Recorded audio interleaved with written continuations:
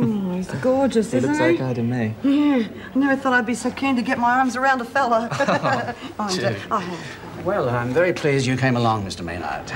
We had picked up the matter of the child's profound deafness, disorientation, lack of response to oral stimuli. Mentally, he's as sound as a bell. Oh, that's a relief, Doctor. Oh, look at him. His mother, though, reckons that she doesn't want any part of him. I think it's just because she feels she would hurt him or something, but that's not likely, is it? It's possible. Well, couldn't you give her something to calm her down? Well, postnatal depression is treatable. These days, it's recognizable early enough to prevent possible harm to the child. But as to the mother, it all depends how willing she is to take treatment. Delay can lead, in some cases, to complete mental breakdown. God, as serious as that? I'm afraid so.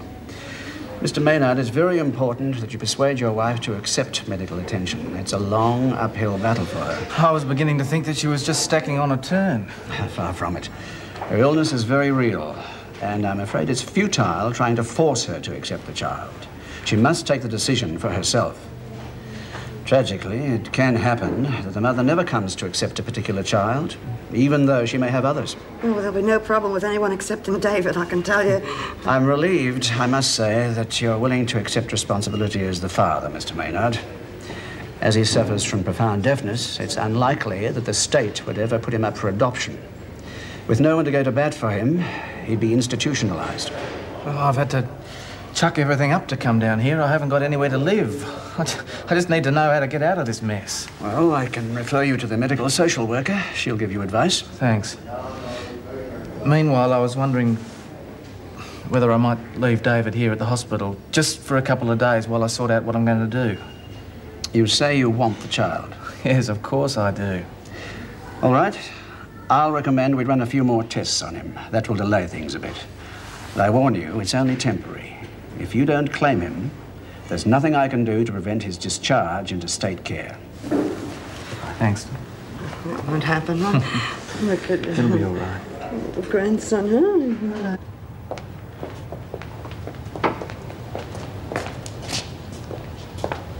Right, you can have these two, with my compliments. Lovely day for a trial, isn't it? Don't push your luck, Mackenzie. I might just tell them I didn't see or hear anything, and you could wind back in WA facing a hangman. Perjury's against the law, Smith. Or haven't you heard? Where do I put this? Oh, just leave it here by the counter. I'll have it cleared later. You going to sign for it? Sure. Well, what do you know? The new TV. Give yourself a pat on the back, Mackenzie. Your generosity to your fellow prisoners is only exceeded by the size of your ego. Anything you say, Miss Ferguson. Black and white. Hey, guess what? The new telly's arrived. I just saw them putting it in the rack. Gee, that'll brighten up the place a bit. Oh, I don't know. I don't reckon we should watch it. You know what Bea said about touching anything that Nola had anything to do with? Well, she wouldn't have meant us to sit staring at a blank screen now, would she?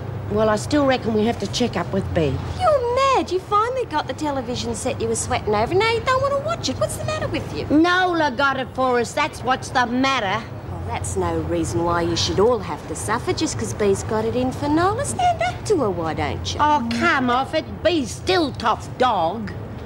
Yeah, well, Bea's right about what Nola done to Paddy. But I don't reckon we should go on about it forever. Never look a gift horse in the mouth, I reckon. So where's the paper? I want to see what's on. Bea's not gonna like it. A lot of the women didn't even know Paddy. I don't reckon it's fair to deprive people when they weren't even involved. Struth, I was really looking forward to watching. Now you two have got me so mixed up, I don't know what to do for the best. Well, it'd solve everything if the department had let me help look after David. Whew, I'd have Buckley's. Not only is my record the pits, can you just see little David being raised here by all those foster mothers? You'd end up the father of a juvenile delinquent. Bad enough having a delinquent mother-in-law. No, it seems like Mum's the only answer. No, I don't think she'll mind much, as long as it doesn't take too long to sort Laurie out. Well, you mustn't get your hopes up. You know what the doctor said. That's the trouble, Judy. I just can't accept all this stuff about, what was it? Postnatal depression. Yeah, I don't understand it. Well, having a baby is more than a physical shock. There's hormonal changes, mental adjustments. And if the baby's not healthy, it's even harder. But he is healthy. He's only deaf. He's handicapped, love. He's going to need special care. And you're going to have to get used to the idea that Laurie may decide not to come back. Don't say that. I'm not equipped to bring him up alone. Well, I'll help you. All I can. It's Laurie's responsibility just as much as mine. She's got no right to foist him off onto someone else just because it suits her. Yeah, but she's... Yes, I know. Postnatal depression. Well, I'm depressed, Judy, understand? I'm depressed because my wife's lost her reason. And I'm depressed because unless Laurie's prepared to pull herself together and be a proper wife and a mother to David, I'm not sure I even want to see her again.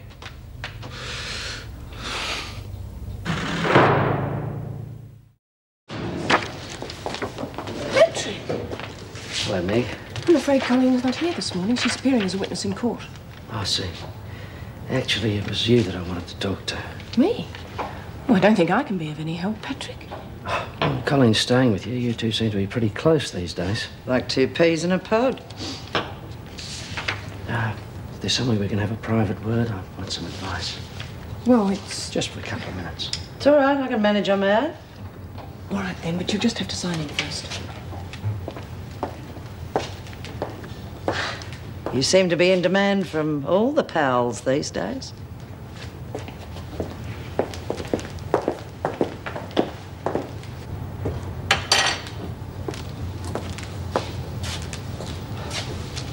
I didn't know who else to turn to, Meg. Look, I'm at my wit's end. Robert's at that awkward age. He's all cut up. I just don't know how to handle him. What about Jennifer? No, she's all right. Thank God she's there. She's the only one that can reason with him. Damned if I can. Look, I know this is maybe asking a bit much, Meg, but could you talk to Colleen and persuade her to come back? Give it another try? I can't take sides, Patrick. I sympathise with you, but it's best I stay out of it. I thought you were supposed to be her best friend. Well, we're only workmates. Colleen's just staying with me for now, and after that we still have to go on working together. You must sort it out between you. I'm sorry, there's nothing more I can do. Well, at least it's good to know that they won't press charges. No, not if there's no signs of cruelty or neglect. I wish there was some way we could make Laurie see what she's doing. Well, the state won't be able to put him up for adoption without your consent. Well, the doctor says no one would be likely to take him on the way he is. And anyway, I'll never give him up. Good. The institutions are full of kids nobody wants. It breaks your heart to see them. Well, thank you very much.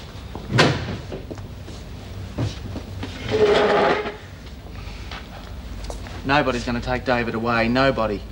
Nobody wants to, Jeff. Laurie'll see sense. I know my own daughter. Who'd want to? At least he cares about his kid, which is more than anyone can say for Laurie. Why don't you shut up, Hazel? I've had it up to here with you.